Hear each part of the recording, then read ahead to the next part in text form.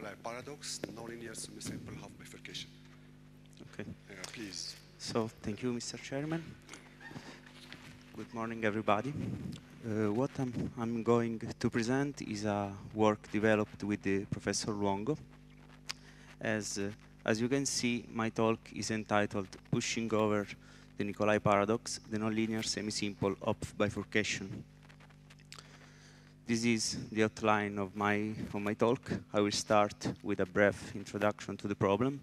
Then I will continue with the problem formulation and with the nonlinear analysis.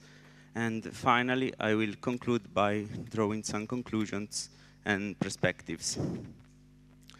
So the problem of Nicolai consists in determining a critical value of a follower torque acting at the free end of a uniform elastic cantilever beam embedded in a 3D Euclidean space, having equal moments of inertia in the two principal planes. The paradox of Nicolai, the homonymous paradox, consists in the fact that the bifurcation value of the follower torque is 0, in the sense that a vanishingly small torque can cause dynamic instability of the beam. Nicolai found these surprisingly results by using a simplified model with a 2 degrees of freedom that consists in a massless rod and a lumped mass attached at the free end of the rod. This in 1928. Recently, Seranian and Malyabev has shown that this paradox is due to the bifurcation of a double semi-simple eigenvalue, which leads to a stability domain with a conic singularity at the origin of the parameter space, where the ideal system is located. On the left, you can see this stability domain, in gray, the stable zone, and this is in the alpha L plane. Alpha is a detuning or splitting parameter which destroys the symmetry condition, and L is the intensity of the follower torque. Other results about the linear stability analysis can be found in Seranian et al. And in Luongo et al. And now, this work has the aim to investigate Nicolai beam in nonlinear regime in order to understand if this instability just occurs in the sense of Lyapunov, and if, from an engineering point of view, it is dangerous or not. So now some word about the mathematical model. We model the Nicolai beam as a nonlinear, one-dimensional, internally constrained polar continuum embedded in a 3D Euclidean space. So the kinematical descriptors of the beam are the classical displacement field and the rotation tensor R. These two kinematical descriptors map the beam axis from the rigid director attached to it from the reference configuration into the current one. As usual, the strains for the beam are the strain vector and the curvature vector. In addition, we consider an inextensible, unshearable, and untwistable beam. The constraint can be read in this formula. So, as well known, the stress in the polar continuum are the force stress and the couple stress. Then the balance equation and the relevant mechanical boundary condition can be determined by means of a principle of virtual power and can be written in the current basis as in this formula, in which m is the mass per unit length of the beam, xi is the external damping, and L is the intensity of the follower torque. It is worth noting that due to the internal constraints, the inextensibility, unshearability, and untwistability of the beam, and T2 and T3 and M1 becomes reactive stresses. So we assume this linear constitutive law for the bending moment M2 and M3. Combining all these ingredients that are kinematics, equilibrium, and constitutive law, we obtain the partial integral differential equation of motion.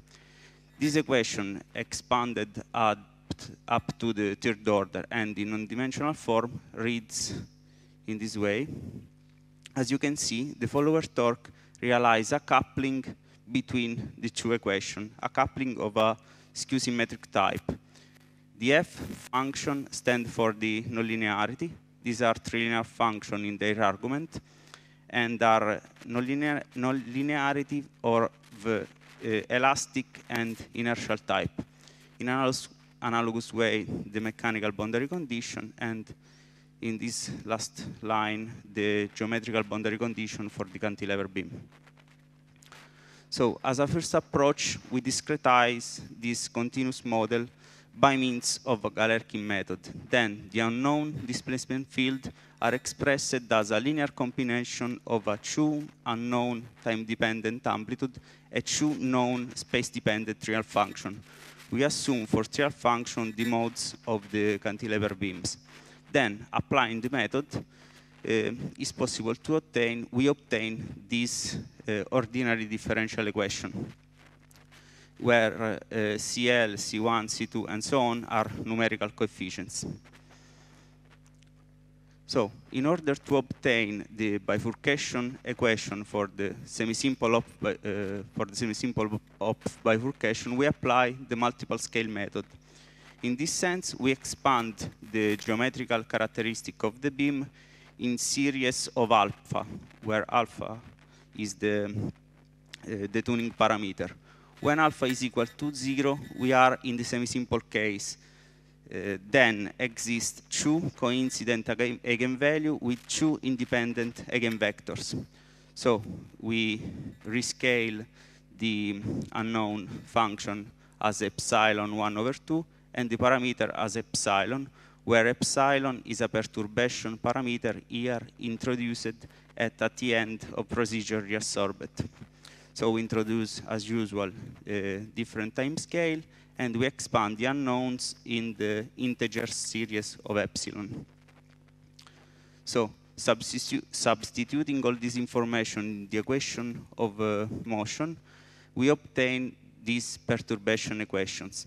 At the zero order, it consists in two uncoupled oscillators in one-to-one resonance. This system admits this generating solution in which A2 and A3 are unknown amplitude depending on the slow time scale T1 and T2. If one substitute this equation and when the case, the particular solution in higher order systems, we obtain this type of system that are inhomogeneous. In order to remove secular term, we enforce the solvability condition, which requires that the resonant term must be orthogonal to the kernel of the adjoint operator. From these solvability conditions, we obtain the derivative of A2 and A3 with respect to the slow time scale. From this latter, applying the reconstitution method, we obtain the amplitude modulation equation that can be put in real form. Now, some numerical result. In gray, you can see the numerical integration of the original systems, and in black, the numerical integration of the amplitude modulation equation. As you can see, these two numerical results are not in good agreement. This fact is due to a problem which occurs when one look for higher order solution in the presence of internal resonances. This problem, as proposed by Professor Nicolai, can be overcome by treating the systems in the state space form or adding the homogeneous solution at each step and using the added amplitude at each step. So in order to remove these problems, we put the equation of motion in the state space, and we reapply the multiple scale method, and we reobtain the amplitude modulation equation free from errors. Now, some numerical results. As you can see, in this case, the multiple scale method and the numerical integration are in good agreement. And now some comments about these results. As you can see, after a transient, the system reached a limit cycle with a very large amplitude. When the system has reached this limit cycle, the beam whirl with an increasing velocity, as you can see from these two pictures that are the velocity of Q2 and Q3. Another result is that this limit cycle is independent of L. The only difference is that larger is L, faster the system reach this limit cycle. This is in the case in which the external damping is equal to 0. When we add the external damping, we reach the same limit cycle, but the beam whirl with a constant velocity. So now, some conclusion. The Nicolai beam modeled as a nonlinear, internally constrained one-dimensional polar continuum embedded in a 3D space has been analyzed. The bifurcation equation for the semi-simple Hopf bifurcation has been derived by means of multiple scale method. The existence of a limit cycle independent of the intensity of the torque has been proved. The effect of the external damping on the frequency of the limit cycle has been highlighted. And in the next, we will consider the effects of passive modes neglected in this analysis. Thank you. Thank you. Thank you very much for the presentation. Maybe you have time to take some questions. Yes. Thank you for this very interesting talk. My question would be with respect to the constitutive modeling.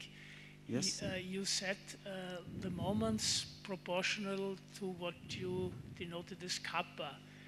Yes.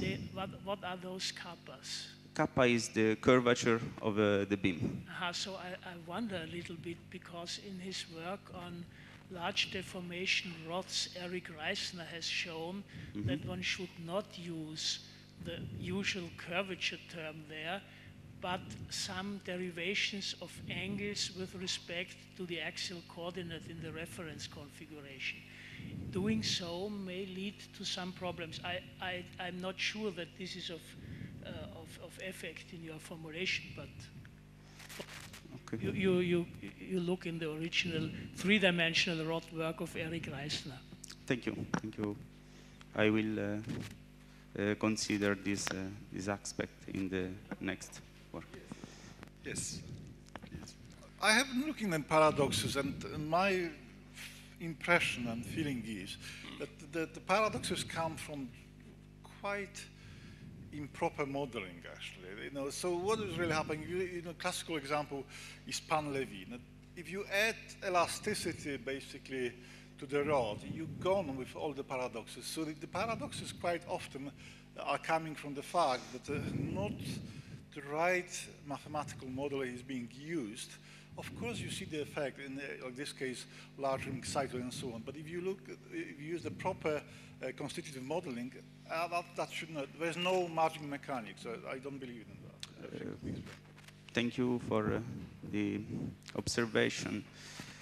I don't know, probably, but this paradox exists since 1928. I hope that will be solved, but I don't know in which way. Another question? Maybe another question? No? Okay. So you have time. Yes? Yes, please. Constraints on the extension, on shear, and on the twisting or torsion. Yes. Do you have experience if you would include torsion, for example, and not constrain it? Okay, one can consider torsion, but as usual, for example, in the paper of Crespo da Silva, the torsion is after condensed and inserted in the flexural equation. So one can consider the twistability of the beam is not a problem. We can do this in the next. Is this the question?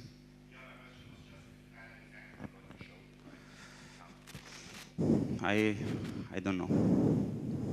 I must check. Thank you for the question.